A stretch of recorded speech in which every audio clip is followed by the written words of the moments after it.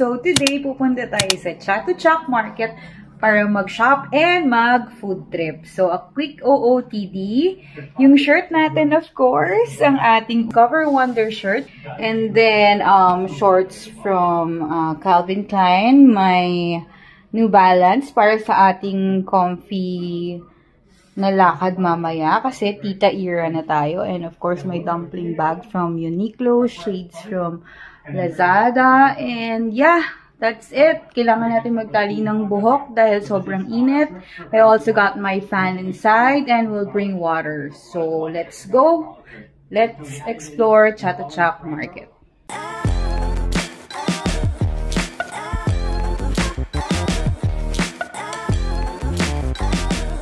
Ayan, Wanderers, kakababa lang namin dito sa Mochit Station.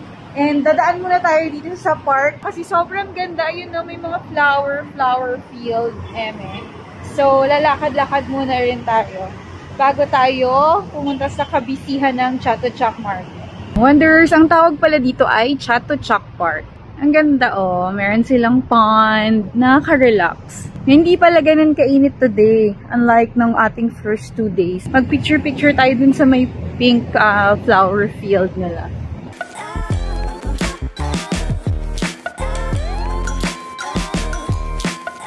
Lakad-lakad muna tayo dito sa may Chatuchak Market.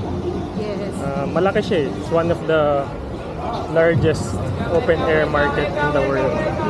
Pero may map naman dito, so hanapin natin kung nasaan yung main entrance na may map. Kasi parang ano siya, divided into different sections like fashion, food, tapos yung mga bags, and etc. Wanderers, ano pa lahat tip? So, kung may nadaanan kayo, tapos gusto nyo nang bilhin nyo na kasi ang hirap balikan or most likely hindi nyo na siya mababalikan so sobrang laki nitong market. So, if you want something or meron kayong nagustuhan talaga, bilhin nyo na kasi mahirap bumalik-balik at sobrang laki niya. Hindi kaya ng 1 or 2 araw. So, yun lang. Bali, ito yung map ng Chatuchak Market. Kung makikita nyo, may different colors siya. So, it corresponds to kung anong klaseng shop siya. So, may for antique, teen clothing, used clothing, art and painting. Yan. So, halo-halo siya. So, medyo madali siyang i-navigate, kaya lang sobrang laki niya. Hanap muna tayo ng kainan. Alam ko may mga restaurants dun sa mga small alleys sa loob eh. Pero, dito siguro muna tayo sa may gilid para mas madali maghanap ng food. Sobrang init din kasi. So, may mga stalls dito sa gilid. Tapos, dito yung kainan. May mga tables and chairs. Meron din pala ditong air-conditioned area. Mixed Chatuchak. Pero dito tayo hanap sa may tabi-tabi. Hanap tayo ng authentic na Thai food. Try natin dito. Meron silang pad Thai. May crispy pork and then shrimp.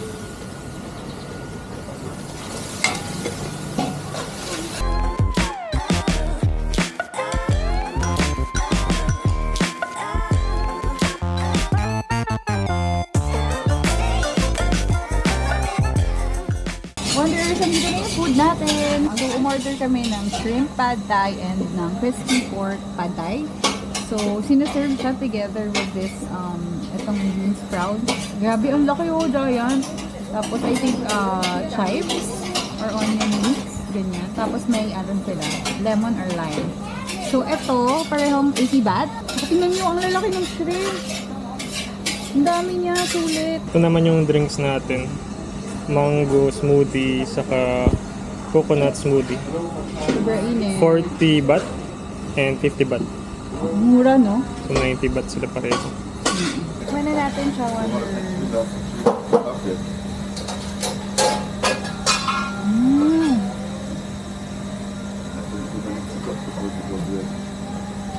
Sarap!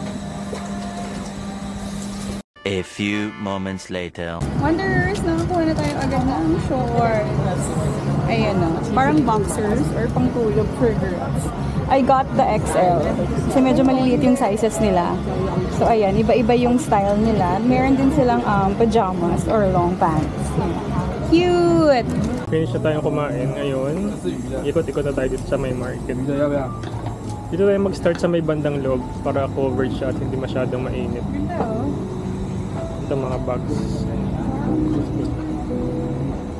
Short. 350 to. Maganda pala. Sa labas kasi medyo maaraw pa yun. Mainit. Dito tayo sa loob. Dito mo tayo sa loob. Mag-ikot-ikot. Favorite animal, elephant.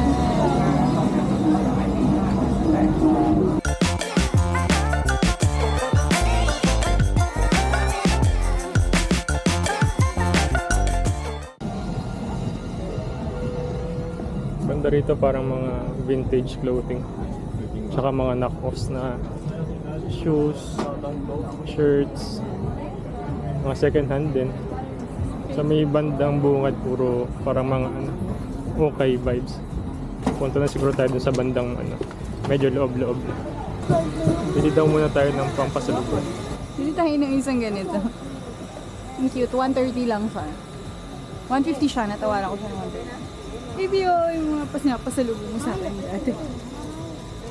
Tingin tayo ng skirt. Parang okay na yung ano. Anong ito? What material? What material is this? Anh đi bên hoa lại nó bọc What material? What material is this? mà bọc That's silk. Silk. This one too? Silk. Silk and cashmere nakalagay. Ah, silk and cashmere. Bili sana kami ng scarf. Oo. 100 baht kami. each. Buy 5, get 1. Kaya tawaran namin buy 5, get 2. Ayaw. So, tingin-tingin muna ulit tayo. Section 8, 242, Sol 70. Bili tayo ng purse. 10 baht lang isa. Tapos buy 10, get 1. Yes. So, pili tayo. Gusto ko yung mga triangle, ganyan. Dito naman yung sa section 12, 193, Soy 21. Yeah, ito juga nga. Bili kami ng Muay Thai shorts. So yung pang malaki daw, 14280, yung maliit, 14180. So tinawaran namin ng 4 pieces for 1,000. Mura na ba yun? Ito naman puro mga Thai clothing. Mga shirts, pants, polo, saka mga dresses. Cute itong store na to. Minimalist tapos handmade yung products. Ganda. Init. Di na namin alam kung nasan kaming dalawa. So, kung meron nga talaga kayong gustong bilhan or meron kayong matipuhan, bilhin nyo na kasi hindi nyo na mababalikan. Sobrang laki nito. Naliligaw na kami. Hindi ko alam kung nadaanan na namin or hindi pa. Ayun. Tsaka magdala pala kayo ng tubig and fan. Though marami namang bilihan ng mga dito, fruit shakes, water, refreshments, mas okay yung may baon kayo na fan pa rin at saka ayun, tubig. At saka nakakatulong sa amin yung ano ba yung binili ko spray? Snake brand, yung cooling spray nila, sobrang laking tulong pag in-spray mo siya sa may likod ng konti, tsaka sa may bato. So ayun, ikot-ikot muna kami. Medyo marami-rami na rin kaming nabili. Puro pampasalubong pa lahat. Wala pa yung para sa amin. Hindi pa kami makagitna yung middle aisle nito kasi turo. Ano ba tawag doon? Tutok na tutok yung araw. So ayun, tutok na tutok pa yung araw. Hindi pa kami makalabas.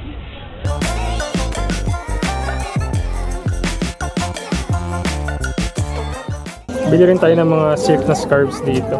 Ito so far yung pinakamura na nakita namin. 1 for 100, get 1 kapag bumili ka ng 5. Pero natawaran namin siya. Buy 10, tapos 3 yung libre. Tik mura naman na siya. So pipili na lang kami natin. 1, 2, 3, 4, 5, 6, 7, 8, 9, 10, 30. Polly? Yes. Pahid ka na. Much later.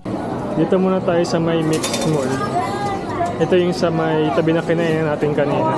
Palamig muna tayo saka drink siguro muna pahinga habang maaraw pa sa labas.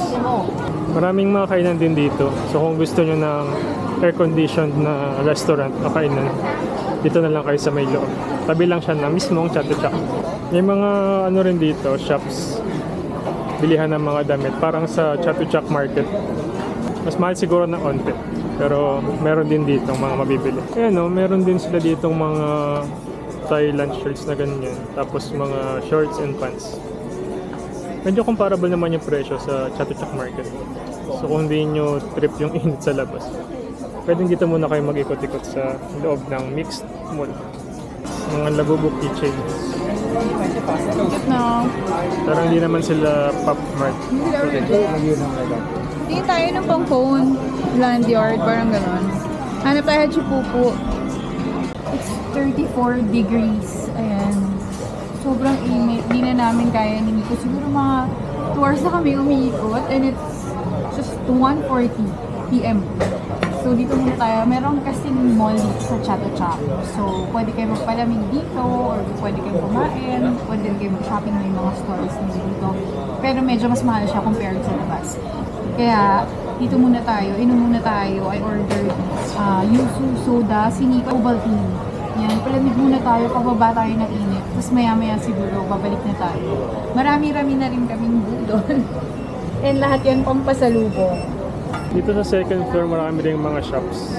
Parang yung mga tinitinda dun sa mismong Chatuchak Market. Mas mahal ng onte pero medyo comparable na. Although mas onte yung mga choices dito at mga items. May mga Pop Mart, Labubu. Parang sa Green Hills. Parang siyang yung unbox sa Green Hills. Yung mga nagko-consign. Mag-rent ka ng locker or boxes. Ayan. Dami talagang toys dito sa second floor. May mga claw machines din. Try namin kunin si Baby Tree. Ay natin. This is ano pala, worth 10 baht. 10 baht, no?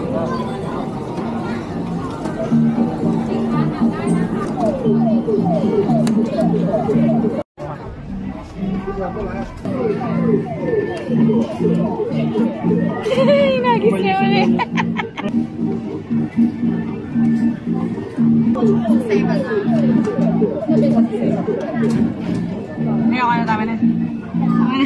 Almost 3 PM na. So I guess kaya na natin yung init sa labas. Pero kain muna tayo ng mango sticky rice.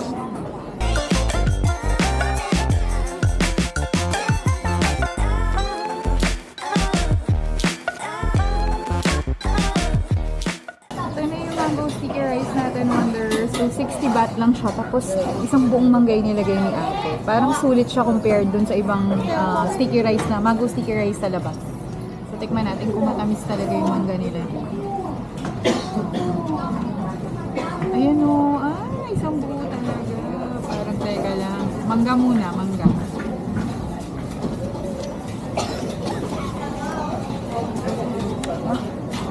Ang tamis.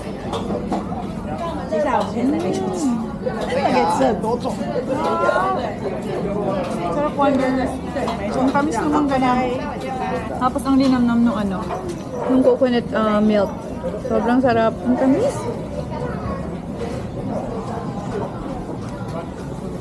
Just then. So kanina galing tayo dito sa may left side.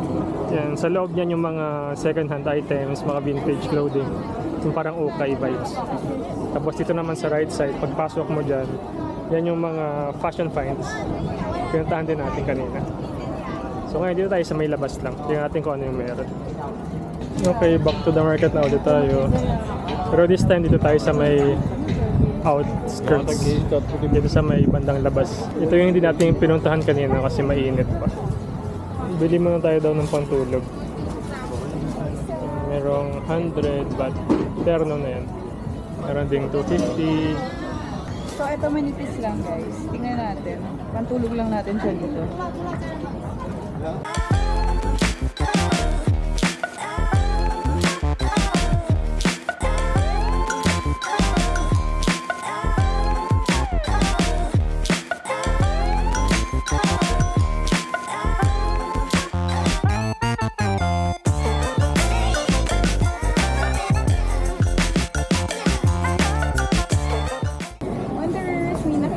Shop dito sa Section 5 for stall 126. Nakabili tayo ng dalawang top. Dalawang tops.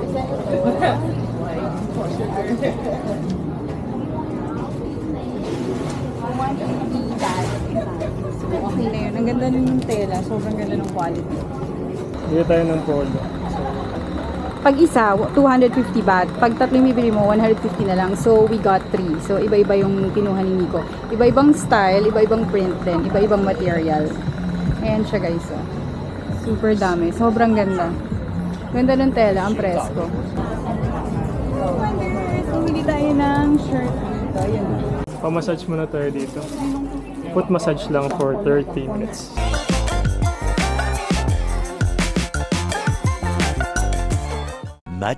Much later. Ito yung hinahanap namin kanina pa. Yung mga polo shirts na may mga print ng dogs, cats. Hopefully may sizes dito. Yan pala, medium, large, XL, 160. Ano tayo? Medium lang tayo, Wanderers. Hindi lang tayo sa mga kainan. Mga street food. Ito medium din. Hindi nakakalimutan. Daming mga kainan dito, mga fruits sa binibenta, tsaka mga street food. Tingnan natin kung may something interesting. Ice Thai, parang ice cream. 10 baht lang. Laki ng mango. Mango. Ano ba yun? Grilled pork. Pili tayo. Laki ng tilapia dito. Mga skewers din. Bili kami ng pork. 15 baht. Meron din mga tables din sa loob. So, para siyang food court. Seafood.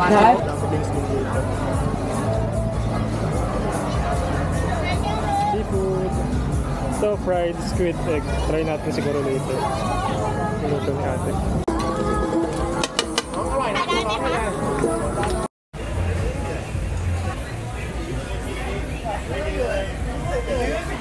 Yan yung pork na skewer. Parang ano, barbecue.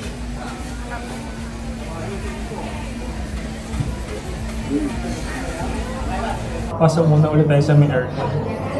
Order tayo ng Thai pizza. Kopi pong sayang 1972. Thai tea, saka yung regular na iced tea. Yeah. Dito lang yan sa may tapat ng food court. Tapos, pinasok na lang namin yung binili namin street food. Sabi niya kasi pwede naman. Tsaka marami naman nagpapasok na ano, na ibang food. So, yeah, pahinga muna tayo and then siguro konting ikot pa. Tapos, uwi na tayo, Wanderers. Grabe. Grabe yung budol na yan. Pinagsama-sama na natin yan. Tikman na natin yung fried squid egg. Tapos may spicy sauce yung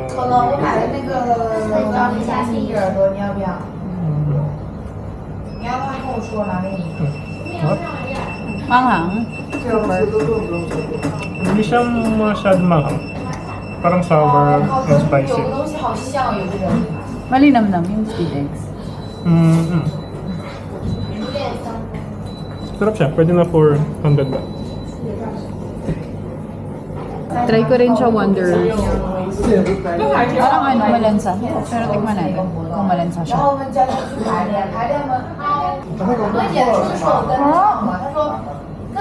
Hindi siya malansa. Bouncy yung texture niya, tapos malinamnam. Wanderers, natapos din yung shopping day natin dito sa Chatuchak. Sobrang nakakapagod ang init. Pero sulit, marami tayong budol. Siguro magmamassive, ano na lang tayo, Bangkok haul sa susunod na mga vlogs natin. Ayun, uwi na siguro kami. And that's it for today's video. Thank you guys for watching. And kung nag-enjoy kayo, Please do subscribe to our channel. give us a thumbs up. And hit that bell for more of our adventures. And misadventures as we discover. And Wonder Bangkok! Bye!